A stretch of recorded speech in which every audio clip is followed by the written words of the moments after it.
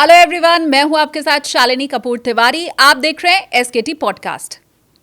चिंतामणि एसकेटी और take off with एसकेटी के जो लंबे पॉडकास्ट होते हैं उनकी छोटी क्लिप्स आपको इस चैनल में देखने को मिलेगी। कई बार आपके पास बहुत ज़्यादा टाइम नहीं होता है और ऐसे में लंबे वीडियोस देख पाना पॉसिबल नहीं होता है, इसीलिए यहाँ आपको चिंतामणि एसकेटी और टेक ऑफ विद एसकेटी की छोटी छोटी क्लिप्स मिलने वाली हैं। तो कम समय में पूरी इन्फॉर्मेशन के लिए फटाफट से हमारे इस चैनल को सब्सक्राइब करो। पहले हम कहानी सुनते थे भेड़िया आया और कुछ उसी तर्ज पर अब हर कोई चर्चा कर रहा है कि एसआईआर आया। लेकिन फिर ये क्या बिहार की जनता के साथ अन्याय नहीं है? इंटेंसिव रिवीजन का मतलब है कि पुरानी इलेक्टोरल रोल आप डस्टबिन में डाल दो। चुनाव आयोग की तरफ से ये कहा जाए कि या तो आप एफिडेविट दीजिए या आप देश से माफी मांगिए, तीसरा कोई विकल्प आपके पास है नहीं। ये दुर्भाग्यजनक है, ऐसा कतई नहीं होना चाहिए। क्यों? इसके जरिए चुनाव आयोग राहुल गांधी को कह रहा है कि आप शपथ पत्र दाखिल कीजिए। इस तरह का कोई नियम नहीं है कि आपको शपथ पत्र देना होगा या कुछ इस तरह का कागज देना होगा। राहुल गांधी प्रेस कॉन्फ्रेंस करके जो आरोप लगा रहे हैं, क्या उसमें दूध का दूध पानी का पानी करने में चुनाव आयोग सक्षम है क्या? क्यों नहीं? किसी भी तरह की शिकायत की जांच करने, किसी भी प्रॉब्लम का रूट कॉज एनालिसिस करने, ये इलेक्शन कमीशन का एक्सपर्टीज है, विशेषज्ञता है। एक बार राहुल गांधी कह रहे हैं वोटर लिस्ट में नाम जोड़े गए, एक बार राहुल गांधी कह रहे हैं वोटर लिस्ट से नाम काटे गए। हमें रिपोर्ट आती थी कि वोटर्स डिलीट हो रहे हैं। ये गोदाबाई जी हैं, इनके नाम पर 12 वोटर्स डिलीट किए गए, इनको मालूम ही नहीं। अगर एसआईआर बिहार में होता है तो बीजेपी ये चुनाव जीत रही है। प्रधानमंत्री नरेंद्र मोदी या अमित शाह फोन करके कहीं पर कह देते हैं कि देखो जी, हमें तो ये चाहिए कि चुनावी नतीजा ये आना चाहिए, अब उसके हिसाब से तुम फेरबदल कर दो। उपराष्ट्रपति पद का चुनाव हुआ सर, और उसमें बैलेट पेपर के जरिए जब वोट डाले गए तो विपक्ष ने ये कहा कि अब देखा, यहाँ तो जब चुनाव था तो बैलेट पेपर के ऊपर आप आ गए ना, देश में नहीं आते हैं आप बैलेट पेपर पर चुनाव कराने। तो आपको क्या लगता है कि भविष्य में देश के अंदर बैलेट पेपर से चुनाव फिर से होने चाहिए? बैलेट पेपर के समय में जो प्रॉब्लम्स होती थी, बूथ कैप्चरिंग होती थी, बैलेट स्टफिंग होती थी, बैलेट बॉक्स लूट लिए जाते थे, वो सब चीज़ों से निजात हमें ईवीएम ने दिलवाया है। कल दिन जो घुसपैठिया है वो पहले यहाँ का नागरिक बन जाएगा, फिर उसका नाम वोटर लिस्ट में जुड़ जाएगा, फिर वो चुनाव लड़ना भी शुरू कर सकता है। चुनाव लड़ना जब शुरू करेगा तो एक दिन जीत भी जाएगा और फिर एक दिन एक जो घुसपैठिया होगा वो हमारा सांसद बन जाएगा, विधायक बन जाएगा, नेता बन जाएगा। वोट चोरी हो सकती है क्या? मतलब राहुल गांधी के आरोपों को मैं सीरियसली लूं या ना लूं, मुझे ये बता दीजिए। नमस्ते एवरीवन, अपनी कुर्सी की पेटी बांध लीजिए क्योंकि आप देखना शुरू कर चुके हैं take off with SKT. SKT यानी कि मैं शालिनी कपूर तिवारी। देश में जो चुनाव हो रहे हैं उनमें धांधली हो रही है, ये बात राहुल गांधी ने बाकायदा सबूतों के साथ प्रेस कॉन्फ्रेंस करके दी। ये निश्चित है कि पूरे देश में इसके बाद चर्चा होना तो जरूर शुरू हो गई।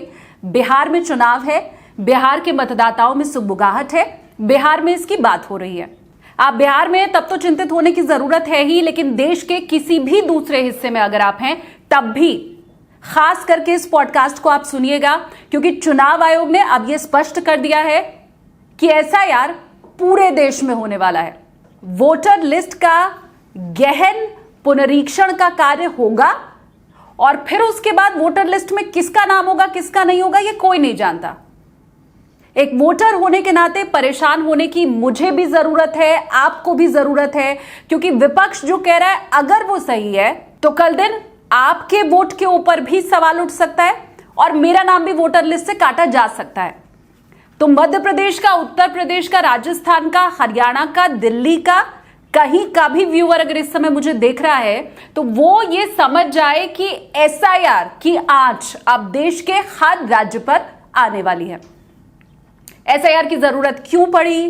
क्या चुनाव में धांधली हो सकती है?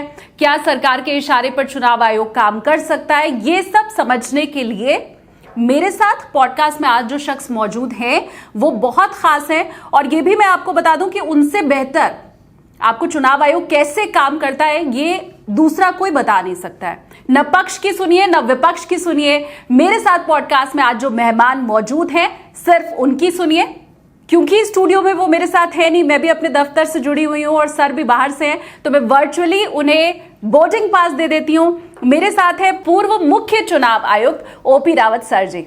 बहुत स्वागत है सर। धन्यवाद धन्यवाद। क्योंकि मैं अपने पॉडकास्ट की शुरुआत में जो गेस्ट होते हैं उन्हें बोर्डिंग पास देती हूं, लेकिन आज तो आप बहुत दूर हैं सर, तो मैं वर्चुअली आपको ये बोर्डिंग पास दे रही हूं। इसी के साथ पॉडकास्ट में तो हम टेक ऑफ कर रहे हैं, लेकिन मैं ये समझना चाहती हूं सबसे पहले सर कि एसआईआर का ये जो जिन है बोतल के बाहर ऐसा निकला है कि हर कोई घबराया हुआ है। पहले हम कहानी सुनते थे भेड़िया आया, और कुछ उसी तर्ज पर अब हर कोई चर्चा कर रहा है कि एसआईआर आया। तो सबसे पहले तो आप मुझे ये बताएं कि एसआईआर से क्या घबराने की मुझे जरूरत है, मेरा कोई भी वोटर जो आपको सुन रहा है उसे जरूरत है क्या एसआईआर से घबराने की? बिल्कुल नहीं। एसआईआर पहले भी कई बार हो चुका है। इनफैक्ट बिहार में भी 2003 में एसआईआर हुआ था और किसी तरह की कोई घबराहट कहीं भी पैदा नहीं हुई थी और किसी भी तरह का कोई विवाद भी नहीं हुआ था। इस बार थोड़ा सा क्रिटिकलिटी ऑफ टाइम की वजह से ऐसा हो गया है, क्योंकि इलेक्शन बिहार में 22 नवंबर के पहले कंप्लीट होने हैं, क्योंकि विधानसभा का कार्यकाल खत्म हो रहा है। इलेक्शन कमीशन ने एसआईआर को 24 जून को ऑर्डर करके लागू करने की घोषणा की। इससे थोड़ा सा पैनिक हुआ, क्योंकि टाइम बिल्कुल नहीं था। 24 जून से लेके 90 दिन तो एसआईआर की प्रक्रिया पूरी करने में लगते हैं। उसके बाद जिनके नाम कट जाएंगे उन्हें अपील की कोई समय नहीं रहेगा, इसलिए उनमें घबराहट हुई।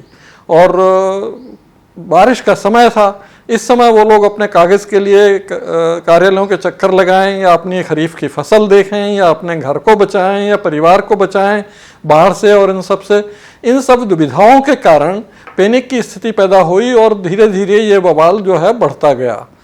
बाकी राज्यों में जब अभी घोषणा हुई है कि सब जगह किया जाएगा, 10 सितंबर को चीफ इलेक्शन कमिश्नर साहब ने मीटिंग भी ली है सीईओज़ की और बताया है कि अब सब तैयारी करेंगे और इसको किया जाएगा, तो मुझे लगता है ऐसा पैनिक वहाँ नहीं होगा। ठीक है, बिहार जैसी हालत दूसरे राज्यों में नहीं होगी। सर, बीते दिनों एक वीडियो बहुत वायरल था जो कि एक फ्रीलांस जर्नलिस्ट हैं, उनके जरिए सवाल उठाया गया था चुनाव आयोग की पीसी में।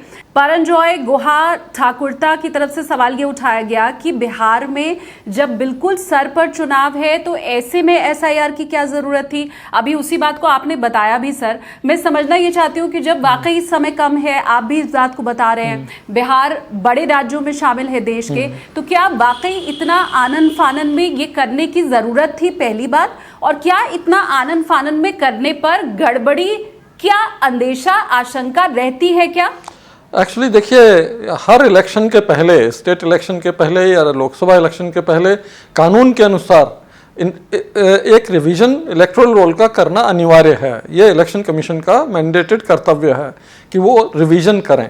बट अभी तक क्या प्रथा रही है कि जहां इलेक्शन होने वाले हैं वहां समरी रिवीजन होता था, इंटेंसिव रिवीजन नहीं होता था।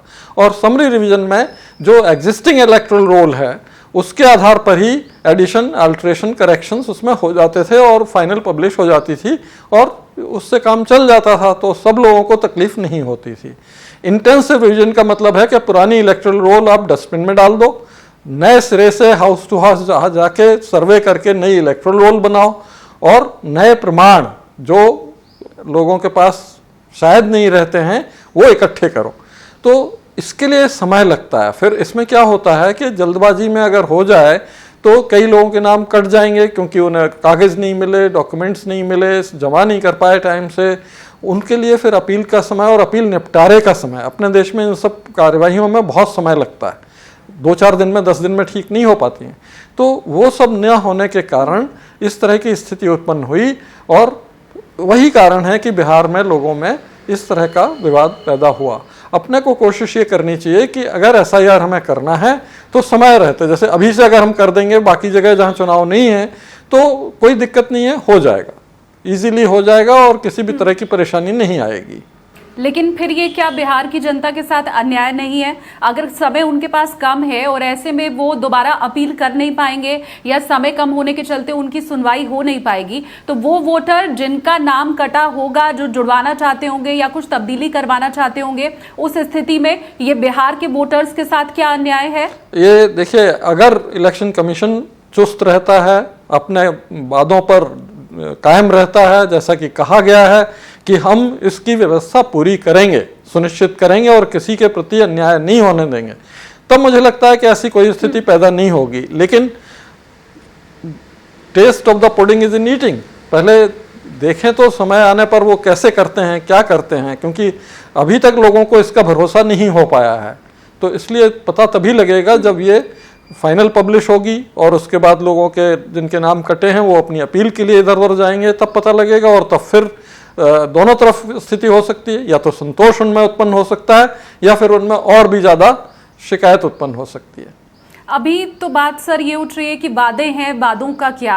आप खुद ही कह रहे हैं कि चुनाव आयोग अगर जो वादा कर रहा है उस पर खरा उतरे तो ऐसा नहीं होगा।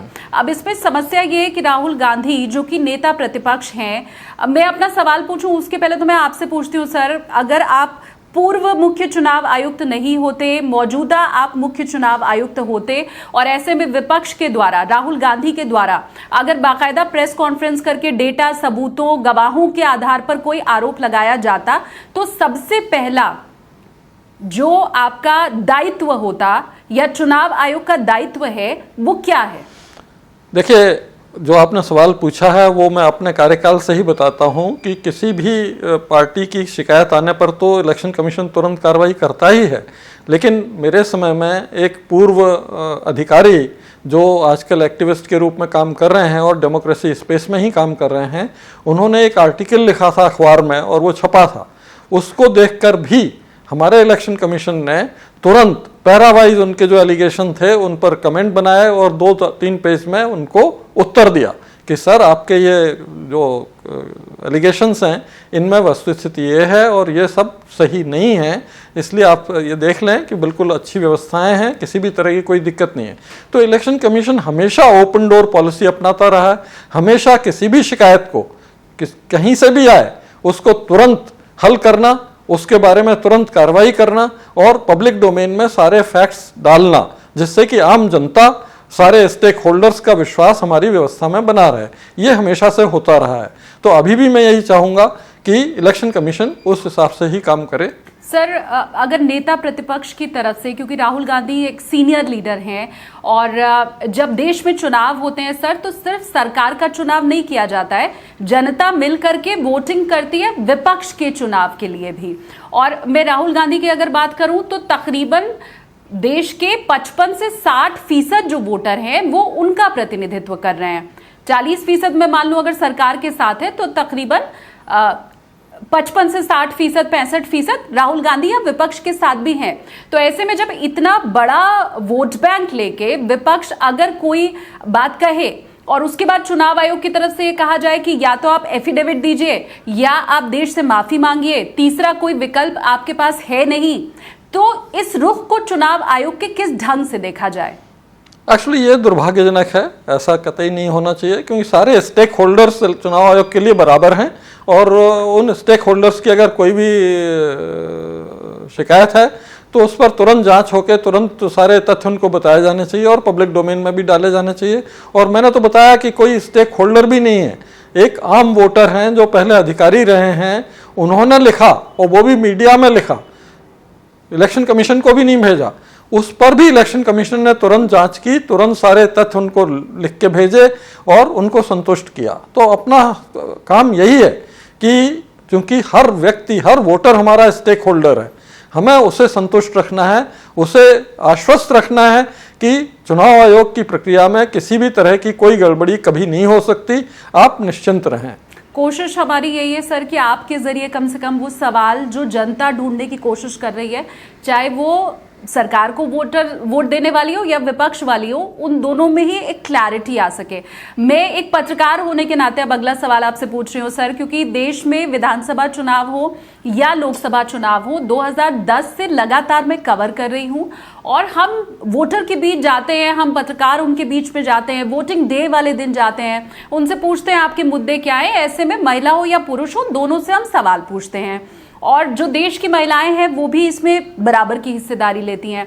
अब अगर चुनाव आयोग ये कहे कि हम वो फुटेज नहीं दे सकते या हम अपनी बहुओं की, बेटियों की, माताओं की फोटो नहीं दे सकते, तो क्या ये थोड़ा आपको हास्यास्पद नहीं लगता है सर?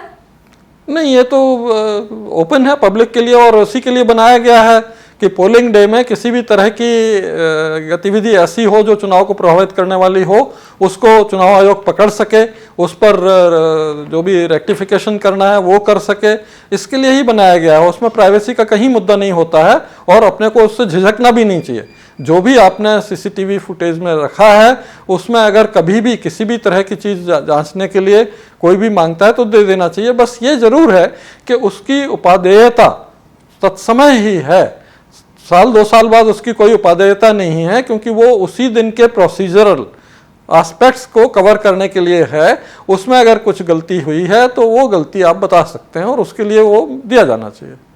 मैं एक चीज और आपसे जानना चाहती हूं सर कि ये जो कर्नाटक के मुख्य निर्वाचन अधिकारी की तरफ से राहुल गांधी को नोटिस भेज करके मतदाता पंजीकरण नियम 1960 के रूल 23B के तहत शपथ पत्र दाखिल करने की बात कही गई थी, तो इसमें क्या लिखा हुआ है? अगर आप थोड़ी आम बोलचाल की भाषा में हम लोगों को समझा सकें कि क्यों इसके जरिए चुनाव आयोग राहुल गांधी को कह रहा है कि आप शपथ पत्र दाखिल कीजिए। क्या वाकई ऐसी कोई भी नियम या ऐसी कोई भी बात इसमें कही गई है जिसका पालन राहुल गांधी नहीं कर रहे हैं? एक्चुअली आम शिकायत, वोटर लिस्ट के बारे में शिकायत, आम तरह की शिकायत के बारे में इस तरह का कोई नियम नहीं है कि आपको शपथ पत्र देना होगा या कुछ इस तरह का कागज देना होगा। ये रोल रिवीजन के संदर्भ में, पोल के संदर्भ में, representation of people act 1950, representation of people act 1951, उसके और जो रूल्स हैं इनके तहत, कंडक्ट ऑफ इलेक्शन रूल्स या इलेक्टोरल रोल रिवीजन रूल्स, इन सब के संदर्भ में ही एफिडेविट या उसकी बात करनी चाहिए। हमें आम वोटर, आम शिकायतकर्ता, हमारे गणतंत्र के आम नागरिक, उसको कभी भी एफिडेविट की मांग नहीं करनी चाहिए, क्योंकि हम इस स्पेस में किसी भी तरह का क्रिमिनलाइजेशन लाने की कोशिश नहीं कर सकते। हमें तो सुनिश्चित करना है हर व्यक्ति अपने आप को सुरक्षित महसूस करे, अपने आप को उत्साहित महसूस करे कि वो अपना नाम दर्ज करवाने, अपना वोट डालने, इसके बारे में उत्साह के साथ डेमोक्रेटिक फेस्टिवल में हिस्सा ले, ना कि वो डरे सहमे कि एफिडेविट हमसे ले लिया गया और उसमें अगर जरा भी कुछ गलती निकली तो हमें 6 महीने के लिए जेल भेज दिया जाएगा। ये सब करने का कोई भी इसमें किसी भी तरह से कोई भी जस्टिफिकेशन नहीं है और करना भी नहीं चाहिए। मैं थोड़ा सर समझना चाहूंगी आपसे कि किस तरह से जब आपका कार्यकाल था तो ईवीएम के ऊपर भी बहुत से सवाल उठाए गए थे। अगर आप थोड़ा हमें डिटेल में बता पाए कि कैसे विपक्ष के जरिए आरोप लगाया गया, फिर कैसे आपके जरिए जवाब दिया गया और फिर कैसे वो मामला शांत हुआ, क्योंकि आज की तारीख में मैं देख रही हूँ ईवीएम को लेकर के जनता के मन में भी कोई संदेह नहीं है, विपक्ष भी अब ईवीएम का राग छोड़ चुका है। तो अगर ईवीएम का मुद्दा इतने जोर शोर से उठाया गया और उसे लेके कोई संदेह जनता के मन में नहीं है, तो आप जब हमें बताएंगे तो मुझे लगता है एसआईआर के ऊपर भी जो संदेह है वो कैसे खत्म हो सकता है, एक राह तो हमें समझ में आएगी ही। तो आप अगर प्लीज हमें बताएं कि वो पूरे मामले में आपने कैसे उसको सुलझाया कैसे था? देखिए, ईवीएम पर बहुत विवाद उठाया गया था 2017 में, क्योंकि उसके पहले यूनियन टेरिटरी के इलेक्शन में एक पार्टी को 70 में से 67 सीट मिल गई थी और दूसरे राज्य में, नॉर्थ में, पंजाब में, वो अपेक्षा कर रहे थे कि शायद उनकी वहाँ सरकार बनेगी और वहाँ वो नहीं हुआ, उन्हें बहुत कम सीट मिली, 20-22 के आसपास मिली। और उस पर से उन्होंने ये एकदम से मुद्दा उठाया कि साहब ईवीएम गड़बड़ है और ईवीएम से ये हो गया। ये तो सबसे पहले तो यही गलत लगता है कि अगर ईवीएम के जरिए आपको 70 में 67 मिल जाती हैं तो ईवीएम अच्छा है और दूसरी जगह आपको कम सीट मिलती है तो ईवीएम खराब है। तो पहले ही ये आधारहीन लगता है कि आपने ये आधारहीन मुद्दा उठाया है। तो भी इलेक्शन कमीशन ने ऐसा नहीं कहा। इलेक्शन कमीशन ने तुरंत व्यवस्थाएं की कि भाई सारी पार्टियों को हम चुनौती देते हैं, किसी भी स्टेट में, उस बार यूपी, उत्तराखंड, पंजाब, इन सब जगह चुनाव हुए थे, किसी भी स्टेट में किसी भी पोलिंग स्टेशन पे अगर आपको डाउट हो कि यहाँ की ईवीएम में कुछ गड़बड़ है और इसको हैक किया जा सकता है, तो आप चलिए सिक्योर फोर्सेस के साथ उस ईवीएम को हम लाएंगे, उस पोलिंग स्टेशन की, उसकी वीवीपैट लाएंगे, आपके सामने इलेक्शन कमीशन के हॉल में रखेंगे, आप अपने एक्सपर्ट इंजीनियर सबको ले आइए और सबके सामने आप एक वोट इधर का उधर करके दिखा दीजिए। इसको उन्होंने, इलेक्शन कमीशन ने नाम दिया था ईवीएम चैलेंज। आपको ईवीएम चुनौती हम दे रहे हैं कि आप 5-6 दिन तक हम खुले रखेंगे, आप बता दीजिए ऐसे करके, और एक भी अगर इधर का उधर वोट कर दिया तो हम ईवीएम खत्म कर देंगे। आप सोचिए पूरे हफ्ते भर इलेक्शन कमीशन इंतजार करता रहा, एक भी पार्टी इस चुनौती को स्वीकार करने के लिए नहीं आई। तो आम जनता में तो इससे भरोसा बढ़ा ही कि भाई पार्टियां जो है उल जलूल आरोप लगाती हैं, और जब इलेक्शन कमीशन उसकी सफाई देने के लिए व्यवस्था करता है कि आप देख लो कर दो, तो वो आते नहीं है।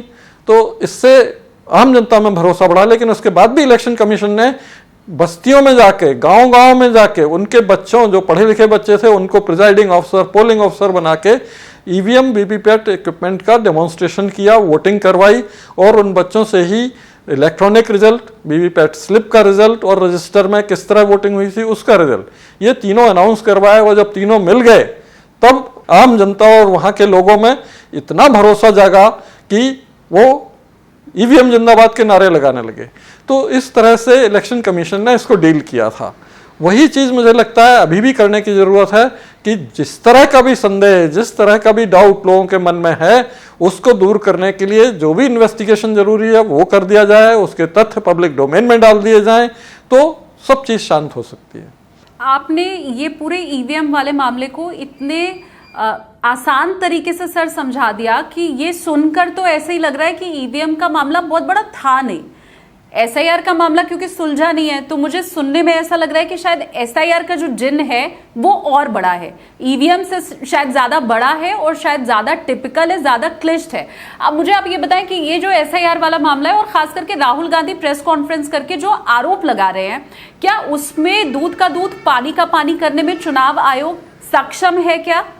क्यों नहीं? किसी भी तरह की शिकायत की जांच करने, किसी भी प्रॉब्लम का रूट कॉज एनालिसिस करने, ये इलेक्शन कमीशन का एक्सपर्टीज है, विशेषज्ञता है। वहां पे जब भी कभी इस तरह की कोई घटना होती है, कोई शिकायत आती है, तो रूट कॉज एनालिसिस तुरंत किया जाता है एक्सपर्ट्स के द्वारा, और उस रूट कॉज पर पहुंचकर उस रूट कॉज को कैसे दूर किया जाए, कैसे आगे प्रिवेंट किया जाए इस तरह की घटना को, वो भी किया जाता है। और सारी जानकारी पब्लिक डोमेन में तुरंत रख दी जाती है ताकि आम पब्लिक को मालूम रहे कि उस घटना के बारे में हुआ क्या था, क्या तथ्य हैं, और इलेक्शन कमीशन ने अब उसको प्रिवेंट करने के लिए क्या क्या व्यवस्थाएं कर दी हैं, ये सब चीज पता लग जाती है। तो इस तरह का वो अभी भी कर सकते हैं, और इसको ऐसा कर सकते हैं कि जब पूरे देश में एसआईआर की व्यवस्था करेंगे तो उस समय किसी के मन में किसी भी तरह का संशय नहीं रहेगा। नहीं, सक्षम है आप ये तो कह रहे हैं सर, लेकिन क्या ये बहुत लेंदी प्रोसीजर है? मतलब जो डेटा राहुल गांधी की तरफ से दिया जा रहा है, या विपक्ष जिस डेटा की बात कर रहा है, क्या अगर उसको वेरीफाई करना हो, मैच करना हो, राहुल गांधी सच बोल रहे हैं या झूठ बोल रहे हैं, ये समझना हो, तो क्या इसमें बहुत लंबा वक्त लगेगा? कितना समय लगता है? बिल्कुल लंबी नहीं है। इनफैक्ट इलेक्शन कमीशन के सारे डेटा जो हैं, डेटाबेस और ये सब जो है टेक्नोलॉजी के आधार पर हैं, और उनके पास एक्सपर्ट हैं।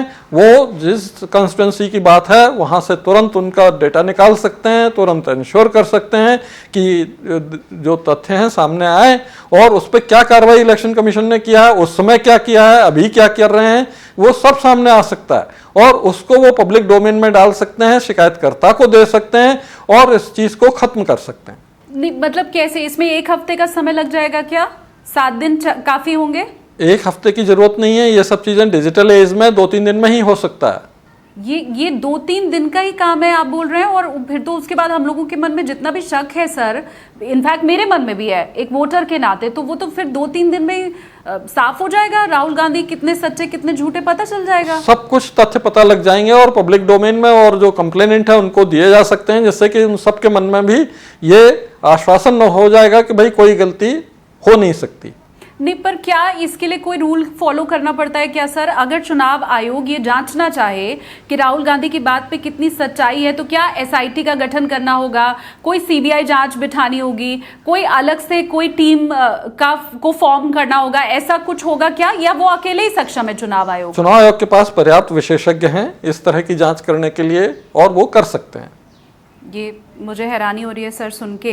अच्छा, मुझे आप ये भी बताएं कि राहुल गांधी कभी तो ये कह रहे हैं कि वोटर लिस्ट से में नाम जोड़े गए, है ना, मतलब ये थोड़ा विरोधाभासी है। एक बार राहुल गांधी कह रहे हैं वोटर लिस्ट में नाम जोड़े गए, एक बार राहुल गांधी कह रहे हैं वोटर लिस्ट से नाम काटे गए, और इन दोनों ही बातों में उनका तर्क ये है कि जब जोड़े गए तो वो बीजेपी के सपोर्टर जोड़े गए, और जब काटे गए तो वो कांग्रेस या विपक्ष के सपोर्टर काटे गए। तो ये समझ नहीं आ रहा है कि धांधली किस लेवल पे है सर, नाम जोड़ के धांधली है या नाम काट के धांधली है? देखिए, राजनीतिक दल तो अपने हित के लिए ही बात करेंगे, उनका हित जिसमें होगा वही बताएंगे कि साहब ये हमारे विरुद्ध किया गया है, तो उसमें कोई गलती नहीं है, क्योंकि उनका काम है अपने हित का संवर्धन करना। इलेक्शन कमीशन का काम है उसमें जो भी गलतियां वो बता रहे हैं उन गलतियों की छानबीन जांच तुरंत कर दे, और जो भी तथ्य हों, दूध का दूध पानी का पानी जो आपने कहा, वो सामने पब्लिक के और शिकायतकर्ता के सामने ला दे कि साहब बस वास्तविकता ये है, इतनी चीज़ गलत है वो इस कारण है, इतना सारा सही है वो इस वजह से है, और आगे से कोई इस तरह का हो नहीं सकता, जो आप कह रहे हैं वो हो नहीं सकता, ये सब चीज़ें वो बता दें। मैं एक चीज और समझना चाहती हूँ सर, क्योंकि आप कह रहे हैं एसआईआर तो इस देश में पहली बार हो नहीं रहा है, पहले कई बार हो चुका है, और जो डेटा हमें दिया जा रहा है कि इतने हजार नामों में गड़बड़ी है, तो क्या इतने बड़े पैमाने पर एक साथ नाम जोड़ना या घटाना ये होता रहा है क्या हमेशा से? जब भी रिवीजन होता है तो हजारों की संख्या में, बल्कि लाखों की संख्या में नाम जुड़ते भी हैं और हजारों की संख्या में नाम डिलीट भी होते हैं, क्योंकि जनसंख्या जो है वो स्टैटिक नहीं है, वो बदलती रहती है, लोगों की मृत्यु होती रहती है, नए लोग 18 साल के होते हैं उनके नाम जुड़ने चाहिए, ये सब घटनाएं होती रहती हैं, लोग माइग्रेट होते हैं, ट्रांसफ़र होते हैं, एक जगह काम कर रहे थे दूसरी जगह काम करने चले जाते हैं, तो इन सब कारणों से जो बदलाव आते हैं उन बदलावों को इलेक्टोरल रोल में रिफ्लेक्ट करने के लिए ही रिवीजन किए जाते हैं, और ये हर साल होता है। 1 जनवरी की तिथि में हर साल किया जाता है समरी रिवीजन, और कभी कभी इंटेंसिव रिवीजन 10-15 साल में एक बार कर लिया जाता है बेंचमार्किंग के लिए।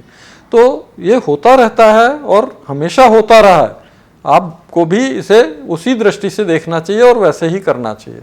इन सब में सर एक दुर्भाग्यपूर्ण स्थिति हमने ये भी देखी कि पूर्व चुनाव आयुक्त जो हैं राजीव कुमार जी, उन्हें भी इस पूरे मामले में घसीटा जाना शुरू हो गया, जरूर आपने भी सुना ही होगा। मैंने भी सुना है और मुझे दुखद भी लगा, क्योंकि जब भी कभी इस तरह के विवाद उत्पन्न होते हैं तो उसमें लोगों के मन में जो भी शंकाएं, कुशंकाएं, संदेह बने रहते हैं, वो उन संदेहों को, शंका कुशंका को बढ़ा चढ़ा के बताने की कोशिश भी करने लगते हैं, और मड स्लिंगिंग का एक तरह का मैच शुरू हो जाता है, जो कि दुर्भाग्यजनक है। और ऐसी चीज़ अलाउ करना या इसके लिए इनिशिएटिव दूसरों के हाथ में दे देना, ये अच्छा नहीं है। इलेक्शन कमीशन को हमेशा इनिशिएटिव अपने हाथ में रखना चाहिए और कोशिश ये करना चाहिए कि सारे स्टेक होल्डर्स का पूरा विश्वास इलेक्शन कमीशन और इलेक्शन प्रक्रिया में बना रहे। इस बार ऐसा हो पा रहा है क्या सर? आपको लगता है कि चुनाव आयोग उस शुचिता को बनाए रखने में सफल रहा है? जिन सवालों के जवाब विपक्ष, राहुल गांधी और जनता ढूंढ रहे हैं, उन सवालों का जवाब देने में क्या वो कामयाब रह पाया है? मुझे लगता है जो जनता में हो रहा है, पब्लिक डिस्कोर्स में आ रहा है, उससे थोड़ा सा प्रश्न चिन्ह लगता है, लेकिन मुझे पूरा उम्मीद और पूरा विश्वास है, क्योंकि इलेक्शन कमीशन की मशीनरी बहुत ही सुदृढ़ है, बहुत ही विश्वसनीय है, और वो उससे उभर के इसको पुनः स्थापित कर पाएंगे।